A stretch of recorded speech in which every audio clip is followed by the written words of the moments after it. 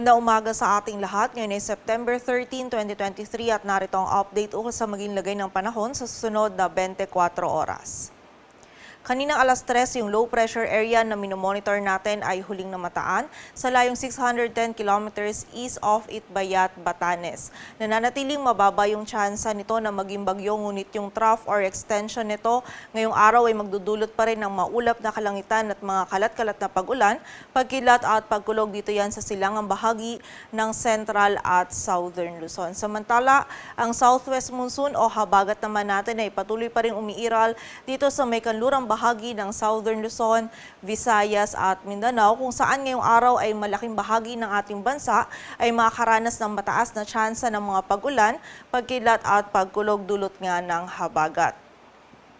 At para nga sa magiging lagay ng panahon ngayong araw ng Miyerkules, maulap na kalangitan at mga kalat-kalat na pag-ulan, pagkilat at pagkulog ang mararanasan dito sa bahagi ng Bicol Region, Aurora at Quezon, dulot yan ng trough ng low pressure area. Samantala, magiging maulap din yung kalangitan at mataas din yung tsansa ng mga pag-ulan, pagkilat at pagkulog dulot naman yan ng habagat dito sa bahagi ng Metro Manila, nalalabing bahagi pa ng Central Luzon at Calabarzon, maging dito sa bahagi ng Mimaropa at sa mga lalawigan din ng La Union, Pangasinan at Benguet, dulot nga yan ng habagat.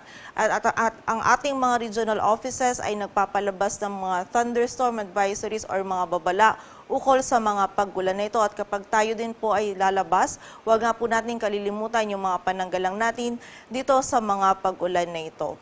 Agwat ng temperatura dito sa Metro Manila ay mula 26 to 32 degrees Celsius.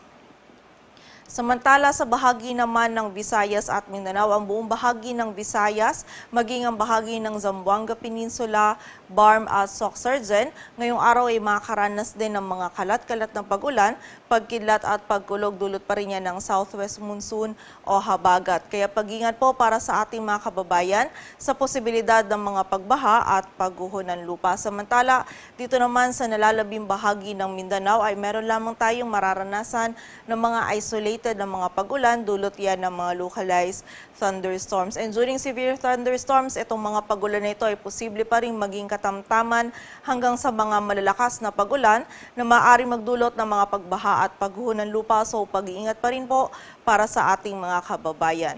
Agwat ang temperatura dito sa Cebu ay mula 26 to 31 degrees Celsius at sa Davao naman ay 25 to 33 degrees Celsius.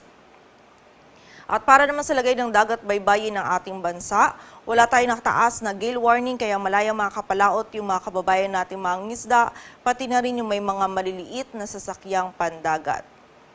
At para naman sa 3-day outlook ng mga key cities ng ating bansa, in the next 3 days, bukas yan ng Huwebes hanggang sa Sabado, ang bahagi ng Metro Manila ay makakaranas lamang ng mga isolated na mga pag-ulan, lalong-lalo na yan bukas and by Friday, dulot yan ng habagat at ng mga localized thunderstorms. So muli po, kapag po tayo ay lalabas, ay huwag pa rin natin kalilimutan yung mga pananggalang natin dito sa mga biglaang pag-ulan na ito. Agwat ng temperatura dito sa Metro Manila ay mula 25 to 33 degrees Celsius. Samantala, sa bahagi naman ng Baguio City in the next 3 days, ay makakaranas lamang din tayo ng mga isolated na mga pag-ulan, lalong-lalo na yan sa hapon at gabi, dulot ng mga localized thunderstorms. Agwat ng temperatura dito sa Baguio City ay mula 16 to 24 degrees Celsius. Samantala, sa bahagi naman ng Legazpi City bukas ay patuloy pa rin makakaranas ng maulap na kalangitan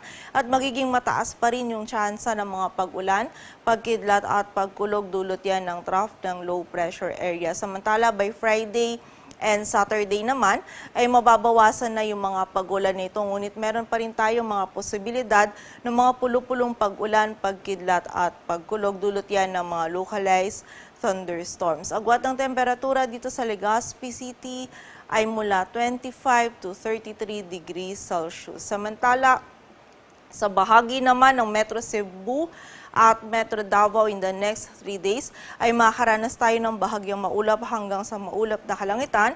Meron pa rin tayong mga tsansa ng mga isolated ng mga pag-ulan, dulot ng mga localized thunderstorms. And muli po, during severe thunderstorms, itong mga pagulan nito posible pa rin maging katamtaman hanggang sa mga malalakas na pagulan na maaaring magdulot ng mga pagbaha at pagguho ng lupa. So pag-iingat pa rin po para sa ating mga kababayan. Agwat ang temperatura sa Metro Cebu ay mula 25 to 32 degrees Celsius at sa Metro Davao naman ay 25 to 34 degrees Celsius. Dito sa Metro Manila, ang araw ay sisikat mamayang 5:45 ng umaga at lulubog mamayang alas 6 ng hapon.